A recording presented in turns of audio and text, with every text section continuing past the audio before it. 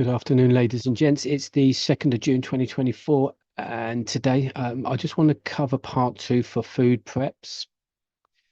We'll be carrying on from the food preps overview, which is part one, the video just before this, so that we can sort of just dig a little bit deeper on each of the different sort of food tiers. Now, I've broken food up into 4 tiers. So starting with tier one, that being freeze-dried foods. So tier one freeze-dried foods are probably the most convenient food option out of the 4 tiers, providing you've got sort of access to water and a heat or cooking source. All you need to be able to do here is have the ability to boil some water and you're good to go. So very simple and convenient. Freeze-dried foods have a very long shelf life. It can be up to 25 years for some of those vendors, which is good. You'll find that many of the vendors deploy these meals in durable, sort of waterproof, kind of sealed buckets, which are easy to store and sort of stack away. I've gone through some of the menus provided by some of these top freeze-dried food vendors out there. And when looking at these menus, there seems to be a common theme, and that is many of these meals contain either pasta or rice as a key component. And that is for obvious reasons. Both rice and pasta are good for you to start. But they also have a very long shelf life, regardless of whether they're in a freeze-dried pack or not. But also on top of this, pasta and rice for large quantities is cheaper than most other foods. So in terms of pros and cons, one of the biggest benefits for this type of meal is convenience. Simply open the meal bag, pour in your boiling hot water, leave for around 10 minutes, and you're just good to go. The biggest downside for me here, though, is the price, especially when many of these meals are containing just pasta and rice, which are cheap meal sort of components anyway, if bought on their own, really, if they're sort of bought as sort of separate items. The only way to really talk about and sort of comment on these meals is to buy some and try them. So that is what I've done. However, all I'm going to sort of get out of this is sort of a taste test, which is what it's all about, really, to be honest with you. So, guys, I'm just going to, again, as per normal with these first batch of videos, I'm just going to throw up some slides so you can kind of see, what I'm talking about, basically, and also to stop you from falling asleep. You'll see that I've bought 2 different meals from 2 different vendors. Only fair that way. We'll go through the process of sort of preparing the meals, testing or having sort of a test tasting the meals, and also look at the nutritional sort of side of the coin. I'm not going to go through the nutritional side. I will display what they contain, and it's kind of up to you. But they tend to make sure that these things are packaged up with all of the nutrients and minerals and everything else one would expect for somebody that's surviving, camping, hiking on an expedition, or trying to get themselves through an SHTF situation. So out of these 2 meals, I started with the breakfast yesterday from a company called Expedition Foods, and the meal was their sort of porridge with strawberries, providing you or the consumer with 800 calories in this meal. Very easy to prepare. Only 5 minutes needed for the breakfast to be ready. So when opening the pouch, you could instantly smell the strawberries, and the texture for me on the first mouthful reminded me a little bit of that sort of tinned rice pudding kind of thing, with a dollop of jam on it. You kind of get that over here in the UK. You kind of get that sort of it's like a creamed rice thing. But you heat this up and throw a dollop of jam on it, and you're good to go. That the initial taste of this, that's what it reminded me of. Depending on how thick and how hot you wanted the meal is determined by the amount of hot water you pour into it. So I filled it halfway, I think, following some markers on the inside. So when you open the pack, there's like these markers, measurement markers, where you can fill the water up to. And that I just went up halfway, and it was perfect in terms of consistency for me. That is, again, it depends on how you like your meals. You also get a good taste from the strawberries. So you get the initial smell, but when you bite into those pieces of strawberries, you really get a good taste of it, which sets it off nicely from the oats. I'm going to give this an 8 out of 10 for a freeze-dried breakfast, and I would highly recommend this. Then also, yesterday afternoon, I went for the second meal, which was a pasta bolognese from the Summit to Eat vendor. I was quite looking forward to this actually after having a good breakfast. The same principle applied. You just open a pouch, but the measurement markers for this item were printed on the outside of the pouch.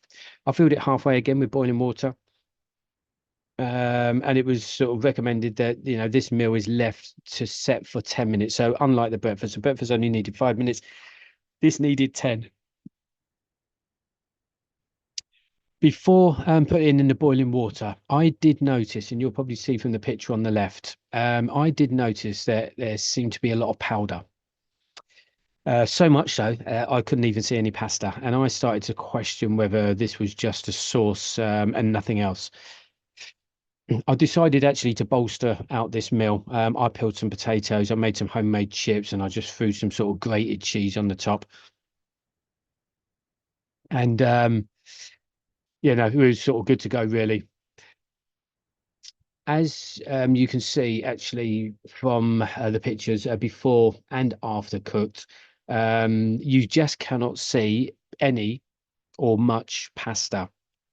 Um, but regardless, I ate that whole lot, you know, because I was hungry.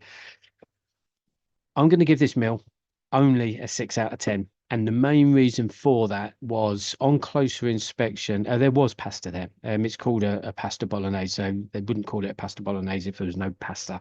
But the vendor had used really small, thin slices of pasta. And I'm guessing really this might have been because it's just you know, it just allows the meal to be ready within 10 minutes, because pasta can take quite a while to kind of be ready and soft enough to eat. But there was just hardly any pasta, which was really disappointing because the bolognese actually tasted really nice. So there was plenty of flavour there. So it's a good job. It was a good job. I sort of threw in some homemade chips on that meal. Either way, freeze-dried meals are very convenient. There are plenty of flavors and fillings, but it's just the price. You know, does the price sort of justify these meals? Moving on to your tier two food, what I call tier two, and that's going to be your dehydrated food. Last year, when researching food preps and after sort of looking at different options or tiers, I decided that I liked the sort of dehydrated method, and I went and bought a small dehydrator. With that, I also bought a vacuum, sort of like one of those vacuum bag machines to help you sort of vacuum seal the meal, shall we say. Instead of me going on too much about this, I decided to run through the process of dehydrating a meal here at home. I found a channel online, an American lady who has a couple of dehydration sort of or dehydrating videos out there from a couple of years ago. So, you know, a couple of years old. And although she's only done a small handful of meals, actually, she might have done more, but I haven't seen them. But it wasn't really the meal types for me. It was her method. That's kind of what I liked about it. It was the process, and she'd done this. She kind of created a process in a three-step scenario. So first, she would dehydrate her meat first, and then she could store that in kind of sealable jars, glass jars. Then she would make her mix and dehydrate the mix. And then finally, when it comes to sort of weigh in the meals, she would weigh out the meal into a bowl, add the mix into the bowl, and then what she would do is just add the seasoning, spices, and or herbs to the bowl. She would then finish off vacuum cleaning the meals into bags, and that was it. Nice and easy. It was the process that I liked. So for this session, I done exactly that. I've done one of her meals actually this week to show you, and that was the chicken Spanish casserole. So I'm just going to show you how that kind of went. I bought the bits. that we didn't have in the house. Okay, so I knew what bits we needed. Whatever we didn't have in the house, I went and got the rest. Firstly, I already had 77 grams of dehydrated chicken from last year when I was sort of experimenting with the new machine itself. For this meal, all I needed was a tin of chicken soup, a tin of black beans, some sweet corn, rice, and salsa. So instead of salsa, I just bought some tomatoes and I made my own. Firstly, I cleaned the black beans whilst cooking some of the white rice. I measured out 1 cup of beans, a half a cup of corn, and a quarter a cup of salsa. When cooked, the rice was rinsed off, getting rid of any sort of stickiness. The rice went into the mixing bowl. That's 2 cups of rice, followed by the black beans, the corn, and the salsa. I then put the tin of chicken soup in and just gave it a really good mix. Once the mix was done, onto the dehydrating trays it went. That's pretty much it. So once I'd kind of mixed up the mix, I'm going to call it the mix. It's the second step. It's the rice, the beans, and everything else. That went onto the dehydration mats. You have to make sure that this mix is sort of spread thinly on any of these trays. It just basically what that does is it encourages the dehydration process to be done sort of quicker. Not being funny, but it did, when you sort of look at this, it looked like a bowl full of sort of jelly beans, or jelly beans on the tray. Once the mix was sort of spread thinly onto the trays, into the dehydrator it went, and I only dehydrated this mix for around about 6.5 hours, I think. When it came out, it had completely dried out and it was nice and crispy. To measure this meal out, I started off with 50 grams of dehydrated chicken, followed by 80 grams of mix. That's going to be the stuff that look like jelly beans or whatever you want to call it. Some people might say it looked like somebody had thrown up in the bowl. Then I added half a teaspoon of paprika, half a teaspoon of mild chili powder with a pinch of salt and pepper. I then added more chicken and mix until the meal was at 150 grams. So basically each meal. So from her video, she would make a meal which was 150 grams, but there would be 2 servings. Okay, so 2 servings. That one meal should be enough for 2 people. I'm not too sure about that. It just depends on your appetite, the size of the person, and age of the person. Is it a child or an adult, and so forth. The meal was then sort of put into a vacuum sort of food bag, and it was kind of sealed off.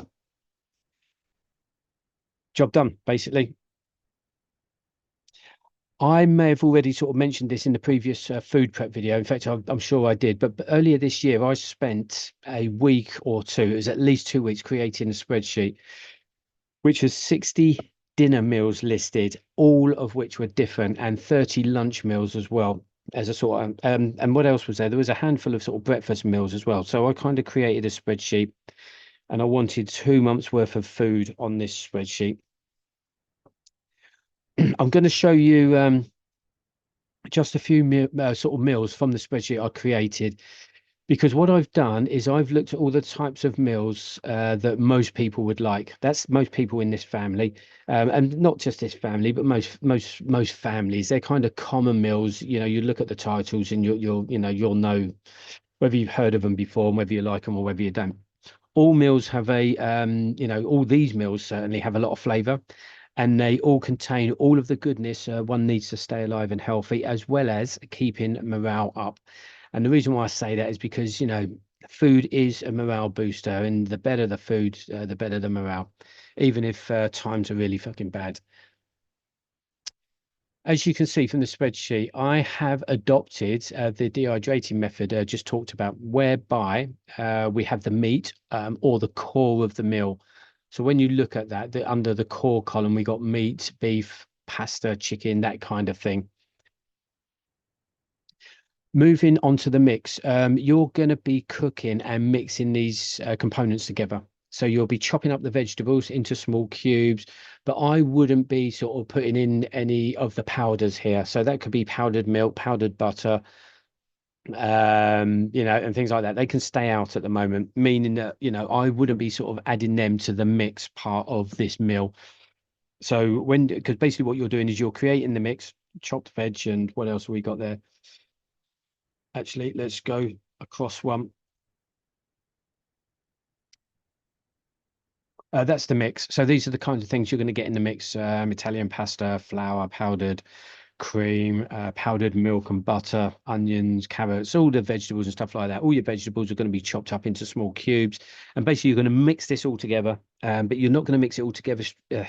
What I'm trying to say is with your veg, you're going to cook it first. Okay, everything needs to be cooked. Your rice is all cooked and everything else. Then what you'll do is put it in a bowl and you'll mix it all together, and then it goes onto the trays. Then after the mix, there is what I call the herbs or spices section. This is when I'd be adding the other powders, such as the powdered milk, butter, cheese, and whatever other powders you might want to be using. So from there, again, you can see all the types of common herbs you'd find in a lot of recipes of many meals today. And then finally, I've got on this spreadsheet an other section.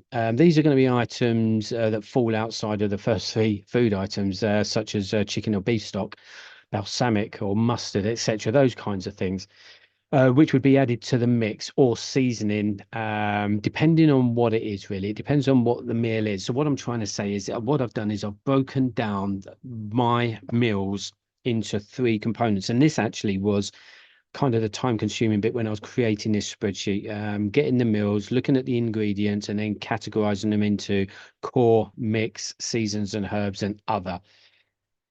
But again, like I say, I've done it. So, long story short, you should be able to prepare and cook one of these meals following the three-step method.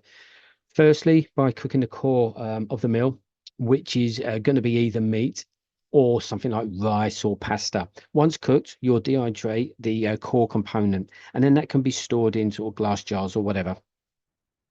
You would then cook and prepare the mix portion of the meal. Spread that across your trays, dehydrate the mix.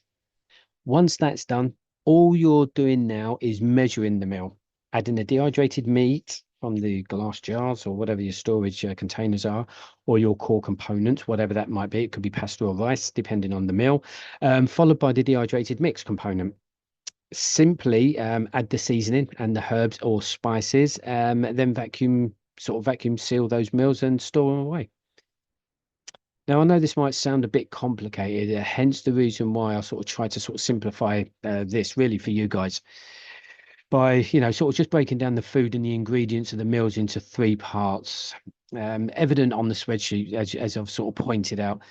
As mentioned before, though, I like the dehydrated sort of methods just for a number of reasons. As you can see from the spreadsheet, and my menu is a lot better than any menu sort of offered by any of those free sort of freeze-dried vendors. Actually, there are 100 separate recipes here across breakfast, lunch, and dinner on my spreadsheet. You'll also see, if I go back a couple that's also on this spreadsheet, you're going to see the link. You've got a link column there. You tap that link.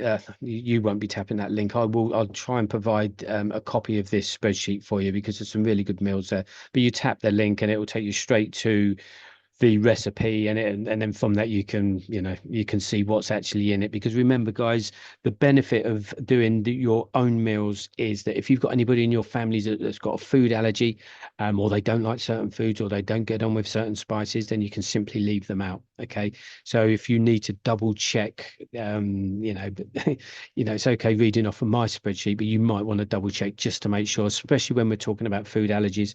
You don't want to be getting that shit wrong.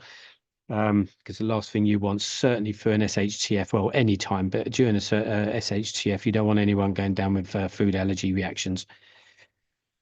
Moving on, guys, I'm going to move on to tier 3 foods. And that, for me, is what I call the tinned or canned foods. I like this one as well. And why? Because it is so convenient. No cooking as such. because the food inside these tins is already cooked. All you need to do is just be heating them up, and that's it. You're going to find a good shelf life on many tins, depending on what it is. But I've sort of looked firstly, what I've sort of looked primarily at is meals in tins. So not just a tin of beans or a tin of spaghetti. I'm looking for meals, like more of a complete meal. You'll never get a complete meal. I think the closest one I've come to is something called the full Monty, and you've got a full breakfast in there: sausage, beans, bacon, you name it, it's in there, and that's kind of cool. But there's going to be things like beef ravioli, pork and sausage and beans, full Monty breakfast, which is what I just said. You're going to get an Irish stew, chicken korma, and the list goes on from there. But I'm not going to just leave it there. I'm going to sort of go through some of the tins I've bought so that we can sort of talk about them. Really, just so you can kind of give them a go, really. Again, I've always got in the back of my mind because we're being very careful with money, but if you've got the money, get out and get some of these tins, and if you can afford to get some to try, if you haven't tried this shit already, try it. Yeah, try it. Make sure it tastes okay, and that's it. It's never going to be as great as a full-blown meal that's been cooked from scratch. Okay. As mentioned in my previous food prep overview session, I will be buying whatever I can each week, even if it's only once in a week. I've tried to ensure that there's a variety of meals being bought, as you can see from this picture. Actually, that's I've just pulled some out of my preps, and you can see that there's a fairly good variety there. Looking at this variety, you'll see mainly pasta, meat, and beans, all good for you and stable enough. But you can also sort of add cooked rice or pasta to some of these sort of tinned meals. And if you can get access to bread in terms of cooking your own, then jobs are good and really. I mean, bolognese on toast, I love that. Bread and butter with a casserole and stew. Certainly, if it's cold outside, that's great. Buttered bread with your chunky soup, and the list goes on. Just quickly, make sure you're looking at sort of different types of scenarios. We could sort of find ourselves in, certainly during sort of SHTF situations. Are we at home and the electricity grid's gone down, and or the water utility or even the gas supply? Firstly, with a tinned or canned food, all you really want is a means of sort of heating the food up. Firstly, though, have you sort of stayed at home or have you bugged out? And that, ladies and gents, will be sort of determined by the type and severity of the incident, to be honest. Let's start with you staying or being at home. The water and electricity has gone down in your area. Let's not talk about why, as there could be a number of reasons for that, but you're not going to need water to cook any of these tinned meals, just a heat source. So, for some of you, it's not going to be a problem. Certainly if you've got gas cookers, because I said electricity and water, not gas. So if your gas cookers, if you've still got gas on, then, these meals can be cooked. If you don't have gas, then, or the gas has gone as well, then you might have something like a camping type stove, or some kind of cooking device. However, these things won't last for long. So when we're talking about these camping stoves and stuff, they're kind of quite small, sort of gas canisters, is that what they call them? Whatever, they're quite small. When you're cooking 3 meals a day for however many people, that's not going to last long. Let's what I'm trying to say here is it's okay if you've got that. Just remember, this is going to be part of your planning. Okay, you have to look at. It's okay having all of this food, but if you can't cook it, you're done. It's like having a shitload of dehydrated meals and having no access to water. Or heat source. You're done. You can't eat it. You can't eat a dehydrated meal that is still dehydrated. Well, you could if things were dire. You always have to sort of keep in mind the possible scenarios, guys, to allow you to sort of prepare for any situation changing. If the gas also goes off, like I said, then you're going to have an alternative to the gas in the kitchen. For me, and for now, I've got like a small camping stove, which is going to have to do. It's a camping stove though that doesn't use gas, use kind of wood. So it's like a little wood burner. These things don't cost much, and all you need is wood.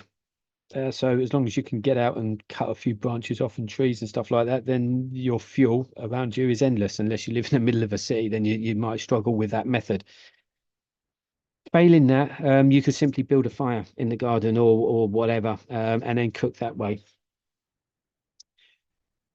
Here are sort of some of the sort of meals in tins I've started sort of stocking up on.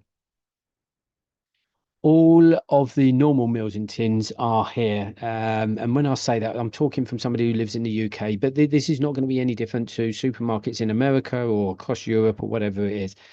But you know, it's these are the types of meals in tins that are going to be recommended online by other prepping channels. So they're very convenient. This method is it cheap? I don't know. Most of these are around about £2-ish. So again, it depends on your budget and things like that and what you're comparing it against. Leaving that aside though, let's quickly move on to the last tier.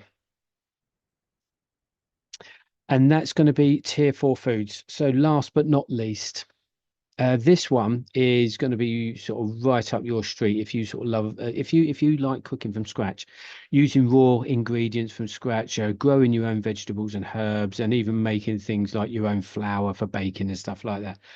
Personally, I'd love to do things this way, but relying heavily on the land for, you know, much of this stuff sort of places you in a bit of a vulnerable situation.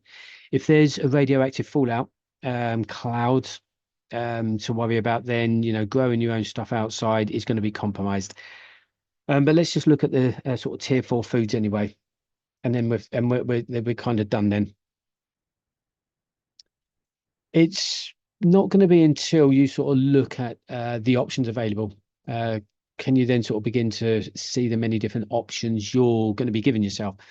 So before going on, whilst I was out, was it the beginning of this week? I'm losing track of time, guys. But when I've been out for the last sort of 10 days doing bits and pieces for the water prep sessions.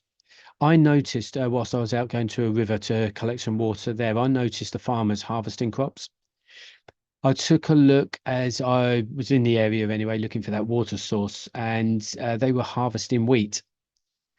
I've never baked my own bread, but do know that, you know, it's made of wheat. I grabbed just a handful of this wheat and I took it home. You know, I took it home with the water. I then sort of stripped it down. And what I mean by sort of stripped it down, I kind of I took I kind of stripped down the grain or the pods off of the stalks, and kind of put them in a bowl, as you can see. Once that was done, there was a task of kind of going through a bit of a cleaning process by removing the grain shells, and other sort of unwanted bits and stuff like that. And then once I was done, as you can see from the picture, so I got rid of all of the, you know, all of the shells and that, and then I kind of just thinly spread the grain across that tray there, just to sort of leave to sort of dry out for a bit. What I haven't got is one of those pestle and mortar things in my kitchen or any kind of grinder. So I'm just waiting for someone to bring one of those around. But what I'm going to do is I'm going to grind down that wheat into flour. And what I have done is I've gone and bought myself some yeast. I think they come in 7 gram sort of sachets. So I'm going to make my own bread. And nothing better than making your own bread from wheat that you've plucked from a farmer's field. I want to just start with the two most common and basic of all. Um, when I say start off, this tier 4 food, there's a list of foods. Basically, what I'm trying to say is I'm just going to finish off with a list of foods that you should really factor into your tier 4 foods. This is kind of last resort food for me. You know, if you haven't got tinned, dry freezed, or dehydrated meals, this is kind of that's why it's a tier 4. It's when you run out of everything else, and you know, this is it. But you need to make sure you guys can still live and survive off of this tier of food. But I'm just going to go through this list just to sort of summarize and finish this session off. So the two most basic of all is going to be rice and pasta. Very long shelf life and also cheap. You'll need to consider space to store larger quantities of these two. They're both rice and pasta is good for you. Rice is a rich source of carbohydrates, the body's main fuel source. Carbohydrates can keep you energized and satisfied, and are sort of important for fueling, the body for exercise. Pasta is made from grain, one of the basic food groups in a healthy diet that, also can include vegetables, fruits, fish, and poultry. It's a good source of energy and sort of can give you fiber too. If it's made from whole grain, that is. That can help with things like stomach problems and may help sort of lower cholesterol. Continuing with the grains, in times of crisis, having a well-stocked food supply can be crucial. So natural disasters, economic sort of downturns, and other unexpected events can sort of disrupt the food chain itself, or really the food supply chain, leaving you and your family without essential sort of necessities. Therefore, it's going to be important to have a dependable source of food on hand, really. Again, it depends on where you live and what you have access to. Having this lot sort of stocked and stashed away is always going to be the best option, because you don't know when the shit's going to hit the fan, guys. If it hits the fan now or within the next hour, the last thing you're going to be doing is running off to the field and plucking a load of wheat. Most 85% of you are going to go off to Sainsbury's, Asda, whatever supermarket, and you're going to panic buy. I'm sorry to put that out there, guys, but that's exactly what most of you are going to do, because that's just the way it is. So that's why I'm here. I want to pull you away from that normalcy bias. I don't want you going off and getting sucked into this panic sort of buying thing, because you're going to be fucked if you're in that situation. Grains are uniquely designed to last a very long time, especially if they're stored properly. Ancient civilizations, actually, such as the Egyptians, relied on those grains as a stable food source. Even thousands of years later, grains have sort of been found in Egyptian sort of tombs. Ancient grains are perfect for long-term storage. I won't go through the list of grains. There's lots of different ones. Some of them, I've heard of them all. I don't know where and when you would sort of use those. So I'm not going to read them out. You guys probably know more about this stuff than I do. But again, this is a learning curve for me. That's why I'm doing it.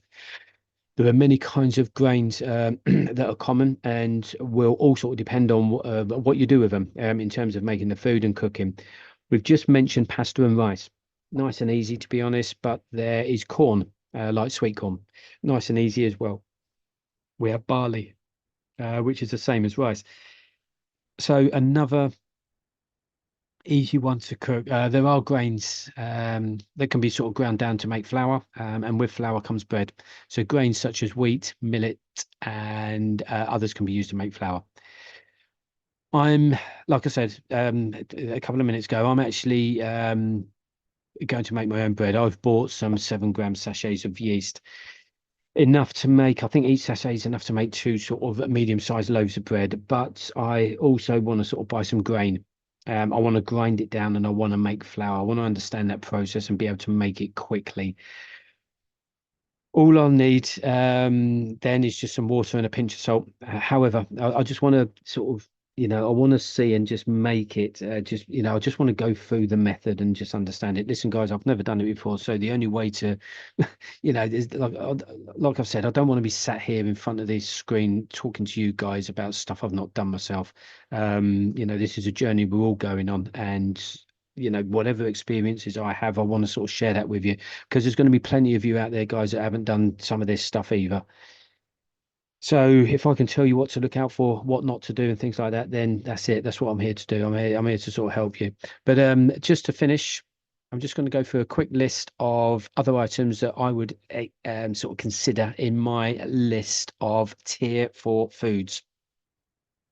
Powdered milk. To drink, pour on cereals, used in tea and coffee, also put into certain foods when cooking, needed if you're cooking your oats for breakfast. So if you've got oats, Then you're going to need your milk, and it's also a good bartering item as well. Let's not go into bartering. I'm going to do a separate sort of video on that. Powdered cheese. This is more of a kind of liquid cheese. It ends up as opposed to a block of cheese, shall we say? But that can be mixed into pasta and other foods. Powdered butter. This is self-explanatory. Butter to be spread on bread or toast. It can be put into a jacket potato, and the list goes on.